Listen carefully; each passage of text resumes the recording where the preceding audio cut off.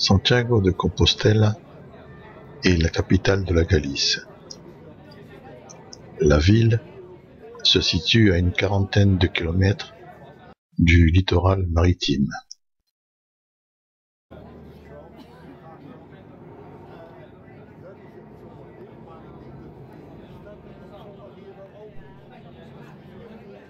Elle trône à 260 mètres au-dessus du niveau de la mer.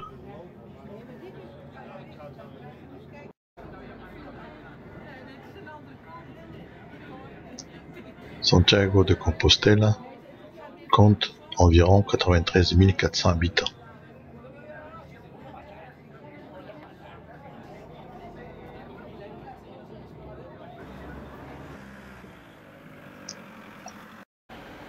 La ville est inscrite sur la liste du patrimoine mondial de l'UNESCO depuis 1985.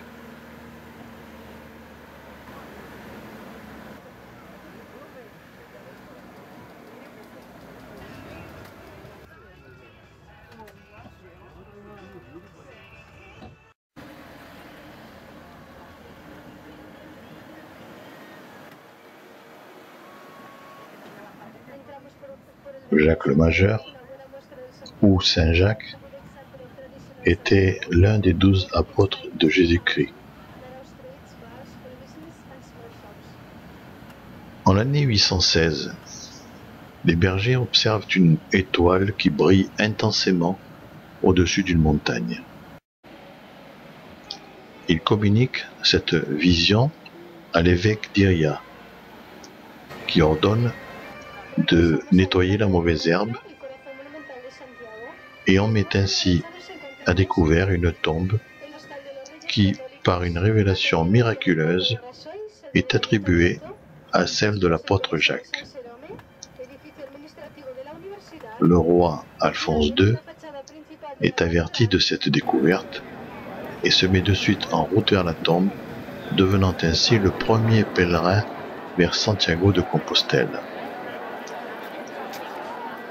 Il ordonne de construire une église pour vénérer le saint. Aux alentours de la tombe, de plus en plus de gens vont se réunir en donnant naissance à la ville de Santiago de Compostelle.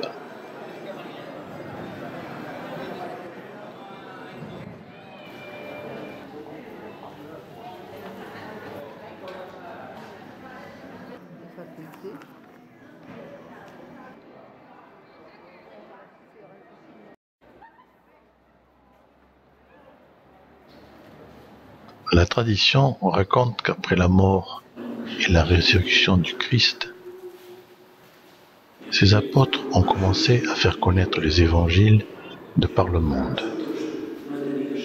Jacques a choisi la Hispanie romaine pour accomplir cette tâche, mais il ne réussit pas à avoir beaucoup de disciples et décida de retourner à Jérusalem.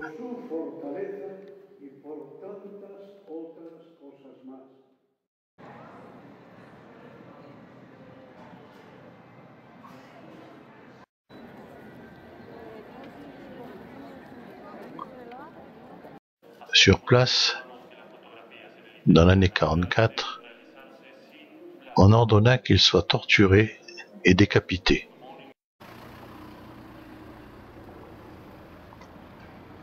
À partir de ce moment, la légende nous raconte que 2 des disciples de Jacques déplacèrent en secret le corps jusqu'au bord de la mer, où ils trouvèrent une barque préparée à naviguer, mais sans équipage.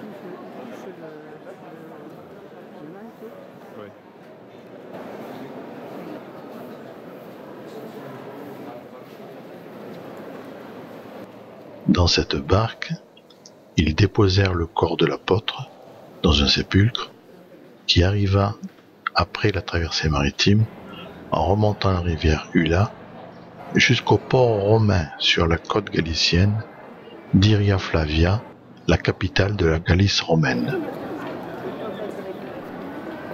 Comme vous pouvez le voir, il y a beaucoup de monde. ceux qui sont arrivés, ceux qui arrivent,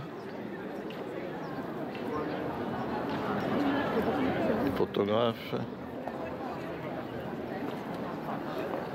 les caméramans.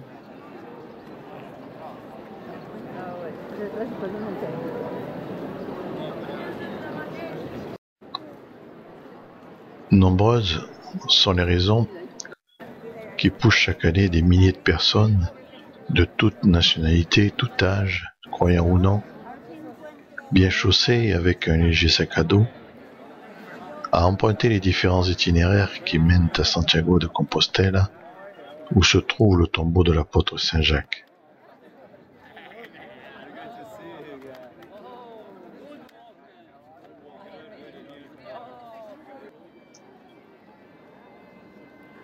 Les réponses aux raisons qui poussent ces pèlerins sont très diverses. Raisons spirituelles, croyances religieuses, aventures. Une façon originelle et différente de faire du tourisme.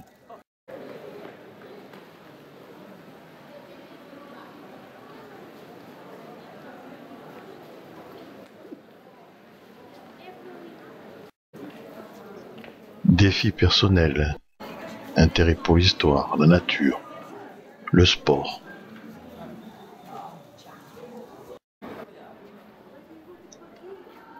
Des croyants ayant été malades pour tenir une promesse.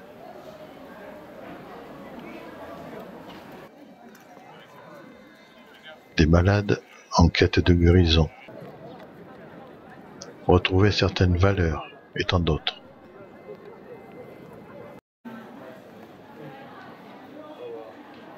Ce qui est sûr, c'est que ces personnes, une fois une partie du trajet fait, commencent à organiser l'étape suivante.